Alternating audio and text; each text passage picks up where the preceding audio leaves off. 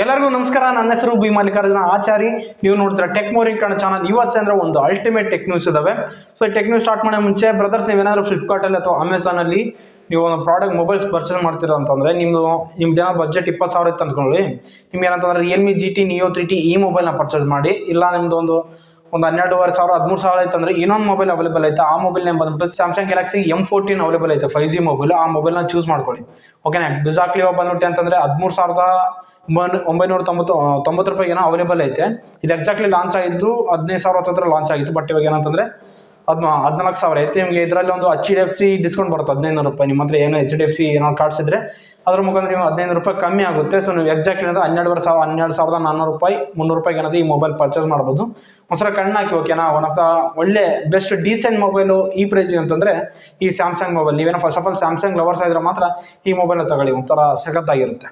So ಇದಿಷ್ಟು ಏನಂತಂದ್ರೆ ನೀವು ಏನಾದ್ರು ಪ್ರಾಡಕ್ಟ್ಸ್ ತಗೋಬೇಕು ಅನ್ಕೊಂಡಿದ್ರೆ. ಅದೇ ತರ ಬಂದ್ಬಿಟ್ಟೆ ಅಂತ ನಿಮ್ದೊಂದು ಅಂದ್ರೆ 25,000 ರೂಪಾಯಿ ಬಡ್ಜೆಟ್ ಇತ್ತು ಅನ್ಕೊಳ್ಳಿ. ರಿಯಲ್ಮಿ GT 2 ಸಮಥಿಂಗ್ ಆ ಮೊಬೈಲ್ ಇರುತ್ತೆ. ಆ ಮೊಬೈಲ್ನ ನೀವು ಪರ್ಚೇಸ್ ಮಾಡಿ. ನಿಮ್ದೊಂದು 35,000 ರೂಪಾಯಿ ರಿಯಲ್ಮಿ GT 2 Pro ಈ ಮೊಬೈಲ್ ನೀವು ಪರ್ಚೇಸ್ ಮಾಡಿ. ವ್ಯಾಲ್ಯೂ ಫಾರ್ ಮನಿ ಮೊಬೈಲ್ಸ್ ಇವೆಲ್ಲ. ಸೊ ನೀವು ಮರಿಬೇಡಿ. ಓಕೆನಾ. ಇದ್ರ ಬಗ್ಗೆ ಆಲ್ರೆಡಿ ವಿಡಿಯೋ ಮಾಡಿದ್ದೀನಿ, ಪ್ರೆಸೆಂಟ್ ಹೇಳ್ತೀನಿ. ಇನ್ನೇನು ಕೆಲವು ದಿನದಲ್ಲಿ ಎಂಡ್ ಆಗುತ್ತಲ್ಲ ಸೇಲು, ಅದಕ್ಕಾಗಿ ಹೇಳ್ತಿದ್ದೀನಿ. ಸೊ ಇನ್ನಕ್ಕೆ ಲೇಟು. ಈ ವಿಡಿಯೋ ಸ್ಟಾರ್ಟ್ ಮಾಡೋ ಮುಂಚೆ ನೀವು ನಮ್ಮ ಚಾನಲ್ಗೆ ಹೊಸದಾಗಿ ಬಂದಿದ್ರೆ ಮಾತ್ರ ಕೆಳಗಡೆ ರೆಡ್ ಕಲರ್ ಸಬ್ಸ್ಕ್ರೈಬ್ ಬಟನ್ ಅಂತ ಕ್ಲಿಕ್ ಮಾಡಿ. ಸ್ವಲ್ಪ ಲೈಕ್ ಕೊಟ್ಟರೆ ಮೋಟಿವೇಶನ್ ಫೀಲ್. ನಾನು ಇದರ ಡೈಲಿ ಟೆಕ್ ಅಪ್ಡೇಟ್ಸ್ ನಮ್ಗೆ ಟ್ರೈ ಮಾಡ್ತಾನೆ ಇರ್ತೀನಿ ನಿಮಗಾಗಿ. ಸೊ ಇನ್ನಕ್ಕೆ ಲೇಟು. ಇಲ್ಲಿ ಫಸ್ಟ್ ಟೆಕ್ ನ್ಯೂಸ್ ಬಂದ್ಬಿಟ್ಟು ರಿಯಲ್ಮಿ ಕಡೆಯಿಂದ ರಿಯಲ್ಮಿ ಒಂದು ಏನೋ ಪಿಕ್ಚರ್ ಬಿಟ್ಟೈತೆ. ಓಕೆನಾ. ಟ್ವಿಟರ್ ಒಂದು ಪಿಕ್ಚರ್ ಬಿಟ್ಟೈತೆ. ಆ ಪಿಕ್ಚರ್ಲಿ ಅಂತಂದ್ರೆ ಫಸ್ಟ್ 64 ಮೆಗಾಪಿಕ್ಸಲ್, ಆಮೇಲೆ 108 ಮೆಗಾಪಿಕ್ಸಲ್, ಇನ್ನೊಂದು ಕ್ವಶನ್ ಮಾರ್ಕ್ ಐತೆ. ಎಕ್ಸಾಕ್ಟ್ಲಿ ಬಂದ್ಬಿಟ್ಟು 64 ಮೆಗಾಪಿಕ್ಸಲ್ ಅನ್ಸಿನ ಮಟ್ಟಿಗೆ ಇವ್ರು ಏನಂತಂದ್ರೆ ಗೆಸ್ ಮಾಡಂತ ಹಾಕಿದ್ದಾರೆ. ಯಾವ್ಯಾವ ಮೊಬೈಲ್ಸ್ ಅಲ್ಲಿ ಯಾವ್ಯಾವ ಮಾಡೆಲ್ ನಲ್ಲಿ ಈ ತರ ಮೆಗಾಪಿಕ್ಸಲ್ ಕ್ಯಾಮ್ರಾ ಬರುತ್ತೆ ಅಂತ ಹಾಕವ್ರೆ. ಈ ಪ್ರಕಾರ ಏನಂತಂದ್ರೆ ಫಸ್ಟ್ ಬಂದ್ಬಿಟ್ಟು 11, ಸೆಕೆಂಡ್ ಬಂದ್ಬಿಟ್ಟು 11 Pro, ಥರ್ಡ್ ಬಂದ್ಬಿಟ್ಟು 11 Pro Plus 5G. ಈ ಮೊಬೈಲ್ ಏನಂತಂದ್ರೆ ಈ ಕ್ಯಾಮ್ರಾ ಮೆಗಾಪಿಕ್ಸಲ್ ಇರ್ತಾವ. ನಿಜವಾಗ್ಲೂ ನಮ್ಗೆ ಆಲ್ರೆಡಿ ಗೊತ್ತಾಯ್ತು, ಅಫಿಷಿಯಲ್ ಆಗಿ ಕನ್ಫರ್ಮ್ ಮಾಡೈತೆ ಚೈನಾದಲ್ಲಿ. ರಿಯಲ್ಮಿ 11 Pro Plus 5G ಈ ಮೊಬೈಲ್ ಬಂದ್ಬಿಟ್ಟು 200 ಮೆಗಾಪಿಕ್ಸಲ್ ಇಂದ ಬರ್ತೈತೆ ಅಂತ ಆಲ್ರೆಡಿ ಕನ್ಫರ್ಮ್ ಮಾಡಿದ್ದಾರೆ. ಸೊ ನಮಗೆ ಕ್ವಶನ್ ಮಾರ್ಕ್ ಐತಲ್ಲ, ಅದನ್ನೇಂತ ನಾವು 200 ಮೆಗಾಪಿಕ್ಸಲ್ ಅಂತ ಹೇಳ್ಬೋದು ನಿಜವಾಗ್ಲಿ. ಸೊ ನಾವು ಉಳಿಕಿದ್ದು 108 ಮೆಗಾಪಿಕ್ಸಲ್, 64 ಮೆಗಾಪಿಕ್ಸಲ್, ಅದು 11 Pro. ಸೊ ಇಷ್ಟೇ ಮ್ಯಾಟ್ರು. ಇದು ಬಂದ್ಬಿಟ್ಟು ಏನಂತಂದ್ರೆ ಇವಾಗ ರಿಯಲ್ಮಿ 11 Pro ಬಂದ್ಬಿಟ್ಟು ನಮ್ಮ ಇಂಡಿಯಾದಲ್ಲಿ ಲಾಂಚ್ ಆಗೋದಕ್ಕೆ BIS ಸರ್ಟಿಫಿಕೇಶನ್ ತಾಣದಲ್ಲಿ ಬಿಸಿ ಆಗೈತೆ. ಸೊ ಆಲ್ರೆಡಿ ತಾಂಬಿಟ್ಟೈತೆ. ನಮಗೆ 11 Pro Plus 5G ಮೊಬೈಲ್ ಐತಲ್ಲ, ಈ ಮೊಬೈಲ್ ಬಂದ್ಬಿಟ್ಟು ನಮಗೆ NBTC ಸರ್ಟಿಫಿಕೇಶನ್ ತಗೊಂಡೈತೆ. ಹಾಗೆ ಬಂದ್ಬಿಟ್ಟು BIS ಸರ್ಟಿಫಿಕೇಶನ್ ತಗೊಂಡ್ಬಿಟ್ಟೈತೆ. ಓಕೆನಾ. ಐ ಎನ್ ಮಾಡಲ್ ಬಂದ್ಬಿಟ್ಟು ಅಂತಂದ್ರೆ ಇವೆರಡು ಸರ್ಟಿಫಿಕೇಶನ್ ತಗೊಂಡೈತೆ. 11 Pro ಬಂದ್ಬಿಟ್ಟು ನಮಗೆ ಒಂದೇ ಸರ್ಟಿಫಿಕೇಶನ್ ತಗೊಂಡೈತೆ, BIS ಸರ್ಟಿಫಿಕೇಶನ್. ಸೊ ನೋಡ್ಬೋದು ಇನ್ನ ಕೆಲವೇ ದಿನದಲ್ಲಿ ನಾವೆಂತಂದ್ರೆ ನಮ್ಮ ಇಂಡಿಯಾದಲ್ಲಿ ಈ ರಿಯಲ್ಮಿ 11 ಸೀರೀಸ್ ಮೊಬೈಲ್ಸ್ ನಮ್ಮ ಇಂಡಿಯಾದಲ್ಲಿ ನೋಡಬಹುದು. ಇಲ್ಲಿ ನೆಕ್ಸ್ಟ್ ನ್ಯೂಸ್ ಬಂದ್ಬಿಟ್ಟು ನಥಿಂಗ್ ಕಡೆಯಿಂದ ನಥಿಂಗ್ ಫೋನ್ 2 ಈ ಮೊಬೈಲ್ ಬಗ್ಗೆ ಬಹಳಷ್ಟು ರೂಮರ್ಸ್ ಬರ್ತದವ. ನಮಗೆ ಎಕ್ಸಾಕ್ಟ್ಲಿ ಮೊನ್ನೆ ನಮಗೆ ಅಂತ ನಥಿಂಗ್ ಅವರು ಅಫಿಷಿಯಲ್ ಆಗಿ ಕನ್ಫರ್ಮ್ ಮಾಡಿದ್ರು. ಬ್ಯಾಗ್ ಬಂದ್ಬಿಟ್ಟು ಡಿಸೈನ್ ಈ ರೀತಿಯಲ್ಲಿ ಬರುತ್ತೆ, ಒಂದು LED ಡಿಸೈನ್ ಇಂದ ಬರುತ್ತೆ ಅಂತ ಆ ರೀತಿಯಲ್ಲಿ ಹೇಳಿದ್ರು. ಬಟ್ ಏನಂತಂದ್ರೆ ಇದನ್ನ ಉಪಯೋಗಿಸ್ಕೊಂಡು ಬಹಳ ಜನ ಅಂತಂದ್ರೆ ರೂಮರ್ಸ್ ಸ್ಟಾರ್ಟ್ ಮಾಡ್ತಿದ್ದಾರೆ. ಅಂದ್ರೆ ಎಕ್ಸಾಕ್ಟ್ ಹೇಳ್ಬೇಕಂದ್ರೆ ಇವಾಗ ನಮಗೆ ನಥಿಂಗ್ ಫೋನ್ 1 ಯಾವ ತರ ಇರುತ್ತೋ ಸೇಮ್ ಡಿಸೈನ್ ಇರುತ್ತೆ. ಜಸ್ಟ್ ಅಂತಂದ್ರೆ LED ಲೈಟು ಇನ್ಸೆಟ್ ಮಾಡಿರ್ತಾರೆ. ಹಾಗೆ ಬಂದ್ಬಿಟ್ಟು ಸ್ಲೈಡರ್ ಬಟನ್ ಅಂತ ಆ ಸ್ಲೈಡರ್ ಬಟನ್ ಅಂತ ಇನ್ಸೆಟ್ ಮಾಡಿರ್ತಾರ ಅಂತ ಆ ರೀತಿ ಕೆಲವೊಂದು ರೂಮರ್ಸ್ ಬರ್ತಿದಾವ.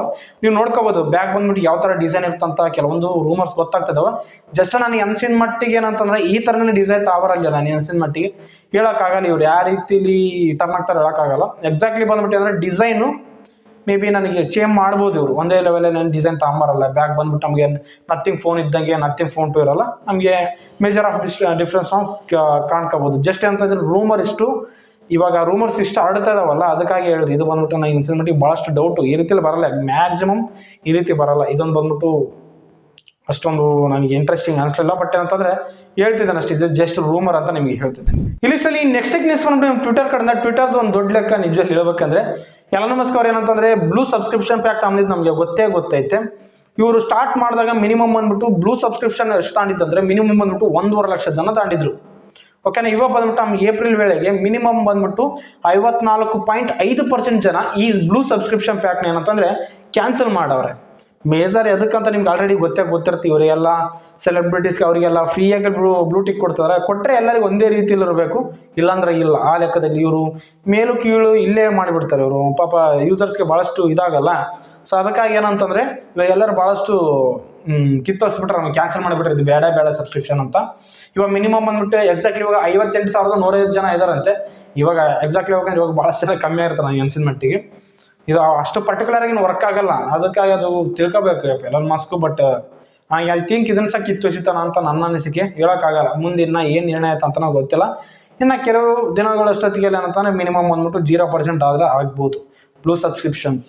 ಓಕೆ, ಇದು ಪರ್ಟಿಕ್ಯುಲರ್ ಆಗಿ ಯಾವುದೇ ರೀತಿಯಲ್ಲಿ ವರ್ಕ್ ಆಗಲ್ಲ. ಇಲ್ಲಿಷ್ಟಲ್ಲಿ ನೆಕ್ಸ್ಟ್ ಟೆಕ್ನಿಕ್ಸ್ ನೋಡಿ ಇಂಡಿಯನ್ ರೈಲ್ವೆ ಕಡೆಯಿಂದ. ಇಂಡಿಯನ್ ರೈಲ್ವೆ ಒಂದು ಸಖತ್ ಫೀಚರ್ ಮೇಲೆ ವರ್ಕ್ ಮಾಡ್ತಿದೆ. ಇದನ್ನು ಕೇಳ್ಬಿಟ್ಟು ನೀವು ಅಂತ ಒಳ್ಳೆ ಕಾಮಿಡಿ ಆಗುತ್ತೆ, ಬಟ್ ಯೂಸ್ಫುಲ್ಲು.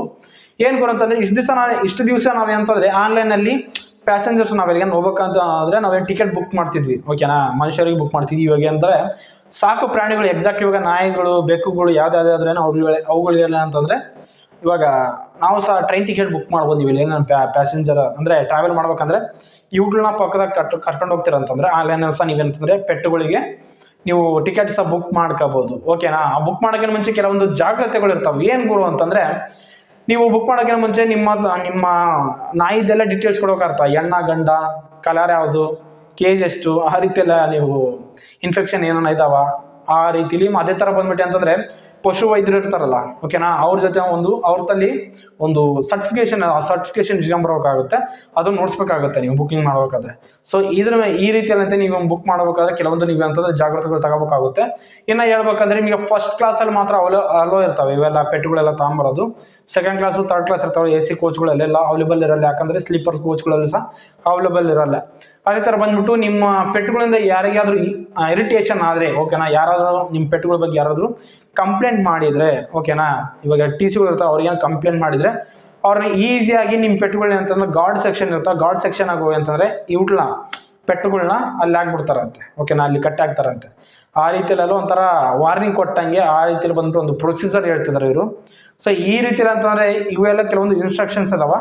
ಓಕೆನಾ, ಈ ಮುಖಾಂತರ ನಾವೇಂತಂದರೆ ಈ ರೀತಿ ನಾವು ಬುಕ್ ಮಾಡ್ಕೋಬೋದು ಪೆಟ್ಟುಗಳಿಗೆ, ನಾಯಿಗಳು ಮತ್ತು ಬೆಕ್ಕುಗಳಿಗೆ. ಏನಂತಂದರೆ ಇವಾಗ ಇಂಡಿಯನ್ ರೈಲ್ವೇದಲ್ಲಿ ಟಿಕೆಟ್ ಸಹ ಬುಕ್ ಮಾಡ್ಕೋಬೋದು.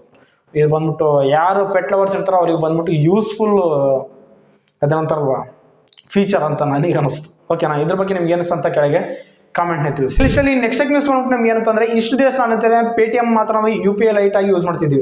ಪೇಟಿಎಮ್ ಲೈಟ್ ಇತ್ತು. ಇವಾಗ ಏನಂತಂದರೆ ಇದು ಫೋನ್ಪೇ ಸಹ ನಮಗೆ UPI ಲೈಟ್ಗೆ ವರ್ಕ್ ಆಗುತ್ತೆ. ಎಕ್ಸಾಕ್ಟ್ಲಿ ನೀವಂತಂದರೆ ಇವಾಗ ಯಾವುದನ್ನ ನೀವು 200 ರೂಪಾಯಿ ಒಳಗಡೆ ಯಾವುದನ್ನ ಟ್ರಾನ್ಸಾಕ್ಷನ್ ನಡೆಸ್ತಾರಲ್ಲ, ಅವು ಬಂದ್ಬಿಟ್ಟು ನಾವು ಯಾವುದೇ ರೀತಿಯಲ್ಲಿ ಪಿನ್ ಎಂಟರ್ ಮಾಡೋ ಅವಶ್ಯಕತೆ ಇಲ್ಲ. ಡೈರೆಕ್ಟಾಗಿ ನಾವಂತಂದರೆ ಅಮೌಂಟ್ನ ನೀವು ಟ್ರಾನ್ಸಾಕ್ಷನ್ ಮಾಡ್ಬೋದು. ಸೊ ಈ ರೀತಿ ಅಂತಂದರೆ ಈ ಫೀಚರ್ ಇವಾಗ ಪ್ರೆಸೆಂಟ್ ವರ್ಕ್ ಆಗ್ತಾ ಇದೆ ಅಂತ ಹೇಳ್ಬೋದು ಫೋನ್ಪೇದಲ್ಲಿ. ಸೊ ನೀವೇನಾದರೂ ಫೋನ್ಪೇ ಯೂಸ್ ಮಾಡ್ತಿದ್ರೆ ಓಕೆನಾ, UPI ಲೈಟ್ ನೀವು ಸೆಟ್ ಮಾಡ್ಕೊಳ್ಳಿ. ಸೆಟ್ ಮಾಡ್ಕೊಂಡ ತಕ್ಷಣ ಎಲ್ಲಿ ಸೆಟ್ ಮಾಡ್ಕೋಕೆ ಬರೋ ಅಂತ ಹೇಳಿದ್ರೆ ನೀವು ಫೋನ್ಪೇ ಓಪನ್ ಮಾಡಿದ ತಕ್ಷಣ ಅದರಲ್ಲಿ ಅಂತಂದ್ರೆ ಒಂದು ಐಕಾನ್ ಕಾಣಿಸುತ್ತೆ UPI ಲೈಟ್ ಆಯ್ತಂತ. ಆ UPI ಲೈಟ್ನ ಕ್ಲಿಕ್ ಮಾಡಿದ ತಕ್ಷಣ ಅದರೊಂದು ಅಕೌಂಟ್ ಇರುತ್ತೆ. ಅಕೌಂಟ್ ಸೆಕ್ಷನ್ ಎಲ್ಲ ನೀವು ಅಂತಂದರೆ ಓಕೆ ಎಲ್ಲ ಪರ್ಮಿಷನ್ ಕೊಟ್ಬಿಟ್ರೆ ಆಯ್ತು, ನಿಮಗೆ UPI ಲೈಟ್ ಅಕೌಂಟ್ ಕ್ರಿಯೇಟ್ ಆದಂಗೆ. ಅವಾಗ ನೀವು ಅಂತಂದರೆ 200 ರೂಪಾಯಿ ಒಳಗಡೆ ನೀವು ಯಾವುದೇ ಟ್ರಾನ್ಸಾಕ್ಷನ್ನು ಪಿನ್ ಎಂಟರ್ ಮಾಡಿದ್ರೆ ನೀವು ಅಂತಂದರೆ ಟ್ರಾನ್ಸಾಕ್ಷನ್ ನಡೆಸ್ಬೋದು. ಸೊ ಈ ಫೀಚರ್ ಬಂದ್ಬಿಟ್ಟು ಅಂತ ಇವಾಗ ಫೋನ್ಪೇದಲ್ಲಿ ಅವೈಲೇಬಲ್ ಐತೆ. ನೋಡಿ ನೀವು ಏನಾದರೂ ಯೂಸ್ಫುಲ್ ಆಗುತ್ತೇನೋ. ಈ ರೀತಿಯಲ್ಲಿ ನೆಕ್ಸ್ಟ್ ನ್ಯೂಸ್ ನಮಗೆ ಅಮೆಝಾನ್ ಕಡೆಯಿಂದ. ಅಮೆಝಾನ್ ಅಲೆಕ್ಸಾ ಬಗ್ಗೆ ನಿಮ್ಗೆ ಗೊತ್ತಿರ್ತದೆ, ಪ್ರತ್ಯೇಕವಾಗಿ ಹೇಳೋ ಅವಶ್ಯಕತೆ ಇಲ್ಲ ಪ್ರತಿಯೊಬ್ಬರಿಗೆ. ಏನು ಗುರು ಅಂತಂದರೆ ಇವಾಗ ಅಲೆಕ್ಸಾದಲ್ಲಿ ChatGPT ಸಹ ಇನ್ಸೆಟ್ ಮಾಡೋದಕ್ಕೆ ಭಾಳಷ್ಟು ಟ್ರೈ ಮಾಡ್ತಿದ್ದಾರಂತೆ. ಓಕೆನಾ, ಇವಾಗ ಮುಂದೆ ಬರೋವೆಲ್ಲ ಅಲೆಕ್ಸಾಗಳು ChatGPT ಇನ್ ಬಿಲ್ಟ್ ಬರ್ತಿದ್ದಾವಂತೆ. ಸೊ ನೀವು ಕೇಳಿದಾಗೆಲ್ಲ ಬೇಗ ಆನ್ಸರ್ ಕೊಡುತ್ತಂತೆ. ಅದು ಯಾವುದೇ ರೀತಿಲಿ ಓಕೆನಾ, ಯಾವುದೇ ರೀತಿಲಿ ನೀವು ಕ್ವಶನ್ ಕೇಳಿದ್ರು ಪರ್ಫೆಕ್ಟ್ಲಿ ಆನ್ಸರ್ ಕೊಡೋದಕ್ಕೆ ಟ್ರೈ ಮಾಡುತ್ತಂತೆ. ಸೊ ಈ ChatGPT ಆ್ಯಡ್ ಮಾಡ್ತಿದ್ರಲ್ಲ, ಸೊ ಇದು ಬಂದ್ಬಿಟ್ಟು ಅಂದರು ದೊಡ್ಡ ಲೆಕ್ಕ ನಿಜವಾಗಿ ಹೇಳ್ಬೇಕಂದ್ರೆ. ಸೊ ಇದು ಬಂದ್ಬಿಟ್ಟು ಅಂತಂದರೆ ಅಮೆಝಾನ್ ಕಡೆಯಿಂದ. ಇಲ್ಲಿಷ್ಟಲ್ಲಿ ನೆಕ್ಸ್ಟ್ ನ್ಯೂಸ್ ನೋಡ್ರಿ ನಮ್ಗೆ ಏನಂತಂದ್ರೆ ಓಪೋ ಕಡೆದ ಓಪೋ ರೆನೋ 10 ಸೀರೀಸ್ ಈ ಮೊಬೈಲ್ಸ್ ಬಂದ್ಬಿಟ್ಟು ನಮ್ಗೆ ಅಂತಂದರೆ ಯಾವ ಥರ ಇರ್ತಾವೆ ಡಿಸೈನ್ ನೋಡ್ಕೋಬೋದು. ಬ್ಯಾಕ್ ಡಿಸೈನು ಹಾಗೆ ಸೈಡ್ ಸಹ ಒಂದು ಪಿಕ್ಚರ್ ಇರುತ್ತೆ, ನೀವು ನೋಡ್ಕೋಬೋದು ಯಾವ ಥರ ಇರ್ತಂತ ಡಿಸೈನು. ಎಕ್ಸಾಕ್ಟ್ಲಿ ಈ ಡಿಸೈನಿಂದ ಬರ್ತೈತೆ. ಬ್ಯಾಕ್ ಬಂದ್ಬಿಟ್ಟು 50 ಮೆಗಾಪಿಕ್ಸೆಲಿಂದ ಕ್ಯಾಮ್ರಾದಿಂದ ಇರುತ್ತೆ ಅಂತ ಹೇಳ್ಬೋದು. ಇದರಲ್ಲಿ ಸ್ನ್ಯಾಪ್ಡ್ರ್ಯಾಗನ್ 8 Gen 1 ಪ್ರೊಸೆಸರ್ ಯೂಸ್ ಮಾಡ್ತಿದ್ದಾರೆ. ಇದರಲ್ಲಿ ಬ್ಯಾಟ್ರಿ ಬಂದ್ಬಿಟ್ಟು 4700 mAh ಬ್ಯಾಟ್ರಿಯಿಂದ ಬರ್ತೈತೆ. 100 ವ್ಯಾಟ್ ಫಾಸ್ಟ್ ಚಾರ್ಜಿಂಗಿಂದ ಬರ್ತೈತೆ. ಹಾಗೆ ಮೊಬೈಲಲ್ಲಿ ಇನ್ ಡಿಸ್ಪ್ಲೇ ಫಿಂಗರ್ ಪ್ರಿಂಟ್ ಸಹ ಇರುತ್ತೆ ಅಂತ ಹೇಳ್ಬೋದು. ನೋಡೋಣ ಸೊ ಯಾವಾಗ ಗೊತ್ತಾಗುತ್ತೆ, ಇನ್ನು ಯಾವಾಗ ಬರುತ್ತೋ, ಯಾವಾಗ ಏನು ಕತೆ, ಯಾವಾಗ ಸೀರೀಸ್ ಓಪೋ ಮೊಬೈಲ್ಸು ಲಾಂಚ್ ಆಗಿ ಭಾಳ ದಿವಸ ಆಯಿತು ಅಂತ ಇವಾಗ ಲಾಂಚ್ ಮಾಡ್ತಿದ್ದಾರೆ, ನೋಡ್ಕೋಬೋದು. ನೋಡಿ ಯಾವಾಗ ಲಾಂಚ್ ಮಾಡ್ತಾರೆ ಅನ್ನೋ ಅಫಿಷಿಯಲ್ ಡೇಟ್ ಏನು ಗೊತ್ತಿಲ್ಲ, ಬಟ್ ಇನ್ನೂ ಕೆಲವೇ ದಿನದಲ್ಲಿ ನೋಡ್ಕೋಬೋದು. ಸೊ ನೋಡಿ ಫ್ರೆಂಡ್ಸ್, ಇವು ಬಂದ್ಬಿಟ್ಟು ಇವತ್ತಿನ ಬಂದ್ಬಿಟ್ಟು ಒಳ್ಳೆ ಇಂಟ್ರೆಸ್ಟಿಂಗ್ ಟೆಕ್ ನ್ಯೂಸ್ ಅಂತ ನನಗೆ ಅನಿಸಿದ್ದು. ಈ ಟೆಕ್ ನ್ಯೂಸಲ್ಲಿ ನಿಮ್ಗೆ ಯಾವ್ದು ಇಷ್ಟ ಆಯ್ತು ಅಂತ ಕೆಳಗೆ ಕಾಮೆಂಟ್ನೇ ತಿಳಿಸಿ. ಈ ವಿಡಿಯೋ ಲೈಕ್ ಮಾಡಿ, ಶೇರ್ ಮಾಡಿ, ಕಮೆಂಟ್ ಮಾಡಿ. ಇದರ ನಮ್ಮ ಡೈಲಿ ಟೆಕ್ ಅಪ್ಡೇಟ್ಸ್ ನಮ್ಮ ಟೆಕ್ ಒನ್ ಚಾನಲ್ನ ಸಬ್ಸ್ಕ್ರೈಬ್ ಮಾಡಿ. ಸ್ವಲ್ಪ ಲೈಕ್ ಕೊಟ್ಟರೆ ಮೋಟಿವೇಶನ್ ಫೀಲ್ ನಾನು ಇದರ ನಮ್ಮ ಡೈಲಿ ಟೆಕ್ ಅಪ್ಡೇಟ್ಸ್ ನಮಗೆ ಟೈಮ್ ಮಾಡ್ತಾನೆ ಇರ್ತೇನೆ ನಿಮಗಾಗಿ. ಸೊ ಸಿಗೋಣ ಮುಂದಿನ ವಿಡಿಯೋದಲ್ಲಿ.